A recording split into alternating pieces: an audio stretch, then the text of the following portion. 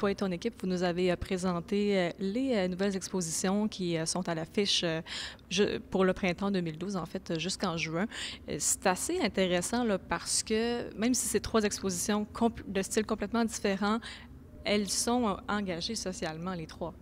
Oui, bien, ils ont ça en commun. Pour les trois sujets, il y a une forme d'ostracisme envers l'homme, la femme, qui s'y révèle. Alors, Néré de Grasse, pour ceux qui ne le connaissent pas, Néré de Grasse est un des grands artistes de l'Acadie. C'est un clin d'œil qu'on va faire à l'Acadie durant quelques mois ici au musée. Pourquoi Néré de Grasse? Parce que Néré de Grasse a soulevé toute l'identité sociale de son peuple. C'est aussi un peintre surréalisme qui nous fait penser un petit peu à Chagall pour, je ne voudrais pas comparer, mais qui nous fait penser à Chagall par son imaginaire, par sa rêverie, par sa façon de nous présenter sa démarche. Alors, dans Néré de Grasse, c'est l'affrontement des couleurs et finalement, tout ça est beau. Mais aussi, il nous révèle toute la sensibilité du peuple acadien, de ce qu'ils ont vécu. Il faut aller plus loin, il faut regarder derrière les personnages ce qui se trame, ce qui se vit et la grande tristesse qui peut accompagner certains de ces personnages. Alors, quand on le regarde sur cet angle, on découvre l'âme d'un peuple.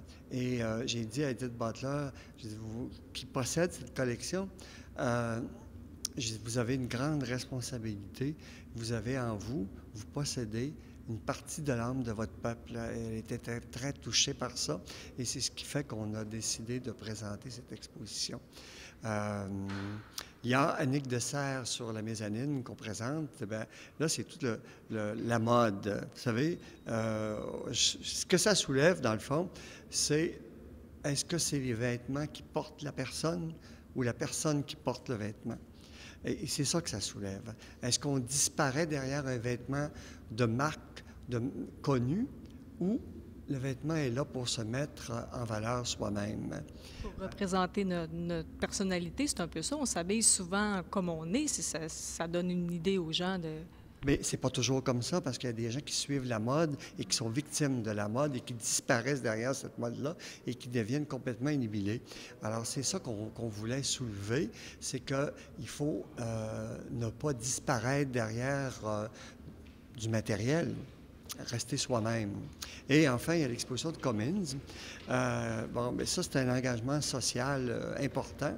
Je pense qu'on est... avec cette exposition, ce qui nous a séduit, le comité de programmation, c'était de rappeler comment une société dite civilisée, très intellectuelle de l'époque, pour parler de l'Allemagne nazie, comment se fait que cette société-là a dérapé autant que ça et a tué des millions de gens, dont les homosexuels.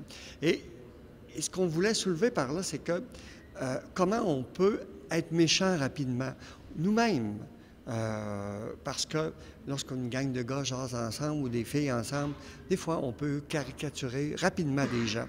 Et on a vécu des débats houleux dans Charlevoix dernièrement. Et moi, ça m'avait interpellé beaucoup, comment cette différence dans certains dossiers régionaux ou locaux ont fait en sorte que des gens ont été stigmatisés rapidement.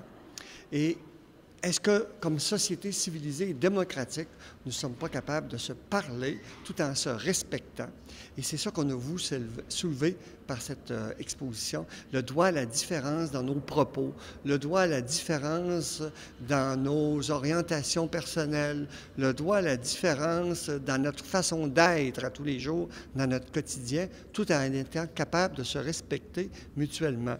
Et c'est ça que l'exposition soulève. Il faut aller plus loin que le thème qui est présenté. Et il faut aller vers ça, vers cette interrogation de soi-même. Et je pense que les gens qui vivront cette exposition en sortiront avec une certaine réflexion. Oui, bien, c'est, je pense, un petit peu le dada, si vous me permettez, de l'institution ici. Vous aimez provoquer des questionnements, que les gens sortent d'ici avec soit de l'émerveillement ou un sentiment, mais aussi en réfléchissant sur ce qu'ils ont vu.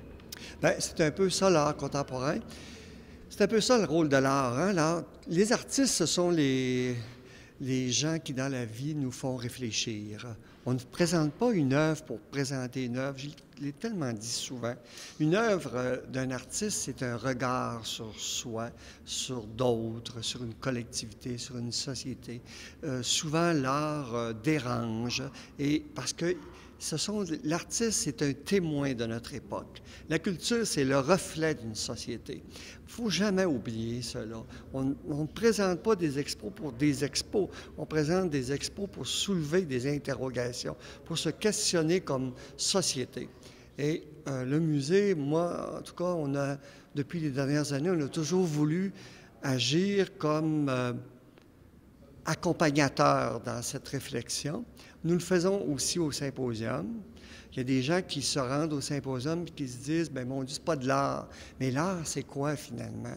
Est-ce que c'est simplement un tableau avec de la peinture ou c'est un tableau avec de la peinture qui vit et qui nous dérange, qui va nous chercher dans la beauté des paysages, mais aussi dans un être qui est déformé ou dans des lignes de texte qui nous questionnent.